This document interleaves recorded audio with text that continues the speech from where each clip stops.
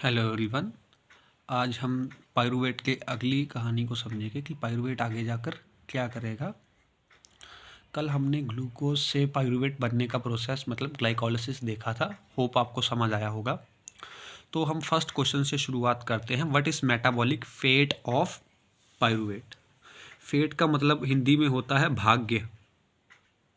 भाग्य कि आगे जाकर इसका क्या होगा, जो हमारा पाइरूवेट आगे जाके उसका क्या होगा। तो मैं आपको बताता हूँ। इससे आगे 3 प्रोसेस हो सकते हैं। एक होती है अल्कोहलिक फर्मेंटेशन,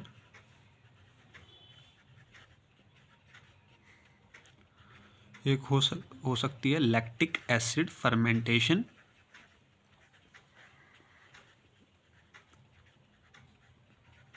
और तीसरा है एरोबिक रेस्पिरेशन। Aerobic respiration. अगर हम बात करें तो अल्कोहलिक फर्मेंटेशन है जो बैक्टीरिया या लोअर ऑर्गेनिज्म में देखी जाती है। लैक्टिक एसिड फर्मेंटेशन अगर ऑक्सीजन कम मात्रा में अवेलेबल हो तो आगे एनर्जी की प्रोडक्शन करवानी हो तो वहाँ देखी जाती है। जैसे हमारे मसल में लैक्टिक एसिड बनता है जब हम थक जाते हैं। हम थकते किस लिए, हमें टायर्डनेस महसूस होती है लैक्टिक एसिड की प्रोडक्शन की वजह से, क्योंकि हमारी फिजिकल एक्टिविटी जब हम कर रहे हैं तो हमें ज़्यादा से ज़्यादा ऑक्सीजन की ज़रूरत होती है। तो कम ऑक्सीजन में भी बॉडी क्या करती है, एनर्जी बनाने की कोशिश करती है, क्योंकि मसल जो ऑक्सीजन को यूज़ कर रहे हैं और लैक्टिक एसिड वहाँ पर बनता है। एरोबिक रेस्पिरेशन है जो आगे हम बात करेंगे कि ऑक्सीजन की प्रेजेंस में होने वाले प्रोसेस जैसे क्रेब्स साइकिल, ईटीएस, ये जो सारे प्रोसेस हैं ये एरोबिक रेस्पिरेशन में आएंगे। अगली वीडियोस में हम इन दोनों के ऊपर भी बात करेंगे, पर फिलहाल हम एरोबिक रेस्पिरेशन को आगे लेकर चलते हैं। उससे पहले एक क्वेश्चन और है आपके लिए।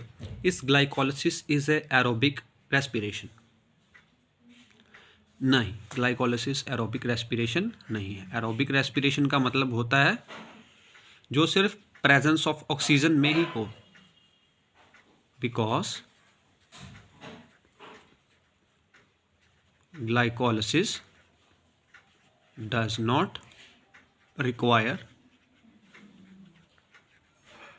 any oxygen। ये भी पॉइंट हमने लास्ट वीडियो में डिस्कस किया था। तीसरा एक इम्पॉर्टेंट क्वेश्चन है, क्रेब्स साइकिल को एरोबिक रेस्पिरेशन क्यों कहते हैं जबकि डायरेक्टली ऑक्सीजन क्रेब्स साइकिल में कहीं देखने को नहीं मिलती। मैं दोबारा रिपीट करता हूँ कि हम क्रेब्स साइकिल को एरोबिक रेस्पिरेशन क्यों बोलते हैं जबकि वहाँ हमें ऑक्सीजन ऐसा रिएक्टेंट देखने को नहीं मिलती।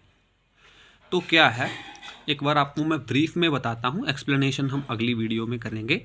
जैसे जो ईटीएस है, इलेक्ट्रॉन ट्रांसपोर्ट सिस्टम, जिससे हमारे जो NADH बनते हैं क्रेब्स साइकिल में और FAD बनते हैं क्रेब्स साइकिल में, FADH। तो ये ETS के सहारे आगे ATP बनाते हैं। ETS की मदद से आगे क्या मिलता है इन दोनों से, ATP। और इस प्रोसेस में ऑक्सीजन रिक्वायर्ड है, ऑक्सीजन के बगैर ये हो ही नहीं सकता। तो हम क्या बात करते हैं कि जैसे ये NADH और FADH आगे जाकर ATP बनाते हैं ETS में। तो क्या होता है ETS में, ये जो NADH है और ये जो FADH है, ये NAD और H पॉजिटिव में कन्वर्ट होते हैं और इधर भी FAD और H पॉजिटिव में कन्वर्ट होते हैं। यही H पॉजिटिव आगे जाके ATP प्रोडक्शन में हेल्प करते हैं। और ये जो खाली NAD और FAD हैं ये फिर आगे जाकर क्रैब में पहुंच जाते, क्रैब साइकिल में, और फिर क्रैब साइकिल होता है। अगर मान के चलो अगर ऑक्सीजन ना हुई तो ETS नहीं होगा, ETS नहीं होगा तो NADH से H रिमूव नहीं होगा और हमें खाली NAD और FAD नहीं मिलेंगे, जिससे आगे क्रैब साइकिल हो रहा है। इसीलिए हम कहते हैं कि जो क्रैब साइकिल है वो हमारा एरोबिक रेस्पिरेशन है। इसके होने के लिए भी इनडायरेक्टली ऑक्सीजन का होना जरूरी है। डायरेक्टली तो ऑक्सीजन इसमें आपको देखने को नहीं मिलेगा, पर अगर मान के चलिए आपने कोई गाड़ी भेजी, वो गाड़ी आगे खाली हो गई, तभी हम जो नेक्स्ट साइकिल में जा सकेंगे। अगर वही गाड़ी खाली ही नहीं हो रही तो अगले आदमी उसमें नहीं बैठ पाएंगे। आप समझ गए होंगे।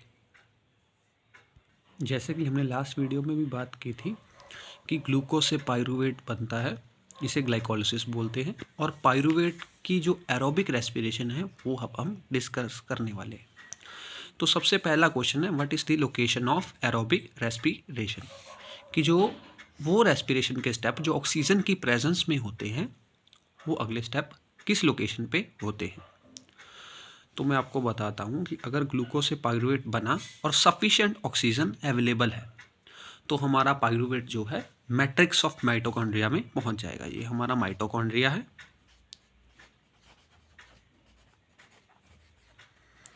ये इंटर मेम्ब्रेन स्पेस होगी, ये आउटर मेम्ब्रेन है, ये इनर मेम्ब्रेन है, और ये है matrix of mitochondria, matrix of mitochondria.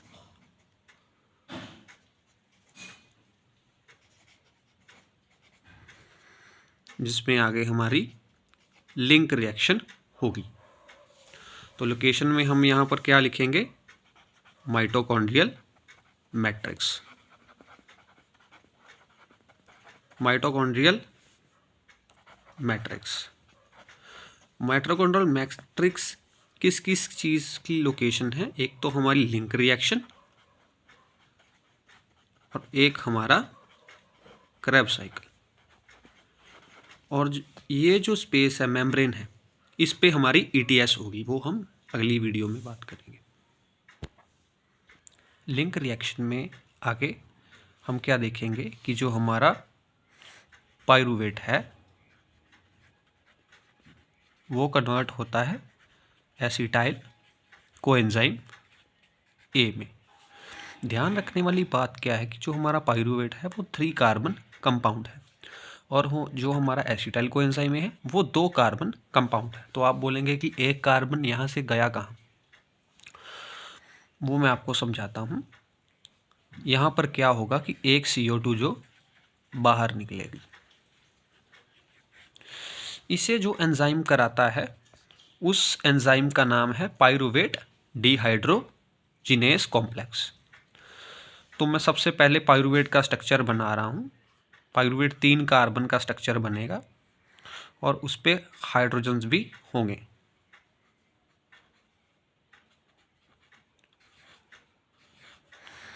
और अब क्या हो रहा है,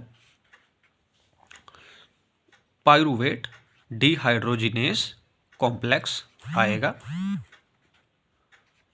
डिहाइड्रोजिनेस उसके नाम से पता लग रहा है कि removal of hydrogen, removal of hydrogen मतलब जो हमारे ये हाइड्रोजन है ये रिमूव हो जाएंगे। तो आप बोलेंगे ये जाएंगे कहाँ पर, यही हाइड्रोजन जो है हमारे वो जाएंगे NAD के पास, निकोटिनामाइड एडेनिन डाइन्यूक्लियोटाइड, जिससे आगे NADH बनेगा। मतलब NAD यहाँ पर अवेलेबल था, यहाँ से हाइड्रोजन लेके ये क्या बन जाएगा NADH, जो आगे ETS में हमें एनर्जी देगा। तो इस प्रोसेस को हम बोलते क्या हैं, सबसे पहले आपको पता होना चाहिए रिमूवल ऑफ हाइड्रोजन को क्या बोलते हैं। रिमूवल ऑफ हाइड्रोजन, यहाँ पर हाइड्रोजन रिमूव हुए हैं, इसे बोलते हैं हम ऑक्सीडेशन। और दूसरा स्टेप तक क्या था, मैंने बोला कि एक कार्बन डाइऑक्साइड भी बाहर निकल रही है, मतलब removal of carbon, removal of carbon dioxide. तो हम क्या बोलेंगे ऑक्सीडेटिव डीकार्बोक्सिलेशन। आपको किसी एग्जाम में पूछा जाएगा कि जो हमारा लिंक रिएक्शन है वो कौन सा रिएक्शन है, वो है ऑक्सीडेटिव डीकार्बोक्सिलेशन।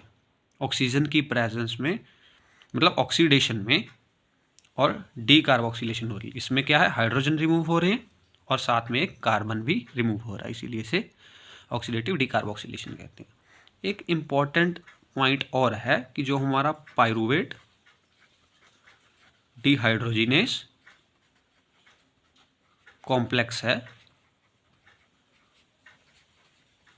उसे काम करने के लिए मैग्नीशियम आयन का होना बहुत ज़रूरी है। ये मैग्नीशियम आयन के बगैर काम नहीं करता। और पायरुवेट डिहाइड्रोजनेस कॉम्प्लेक्स है, ये इसके नाम से पता लग रहा है कॉम्प्लेक्स, मतलब ये बहुत सारी चीज़ों से मिलकर बना है। तो इसमें अलग अलग विटामिन बी प्रेजेंट होते हैं। हम बोलोगे विटामिन बी, हम बोलते हैं कि बहुत सारे फंक्शन है। विटामिन बी का एक ये भी फंक्शन है कि ये पायरुवेट डिहाइड्रोजनेस कॉम्प्लेक्स में प्रेजेंट होता है और हमारी लिंक रिएक्शन को करवाने में मदद करता है। इसकी अलग अलग फॉर्म होती हैं, वो हम अब बात करेंगे।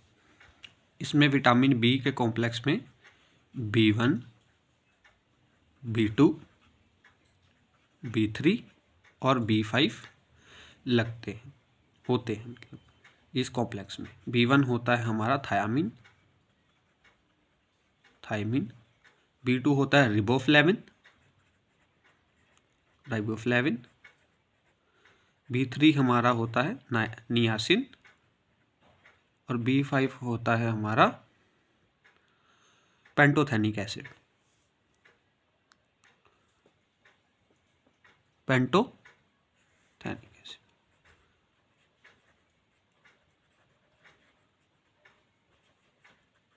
Thank you. आज की डिस्कशन यहाँ तक ही है।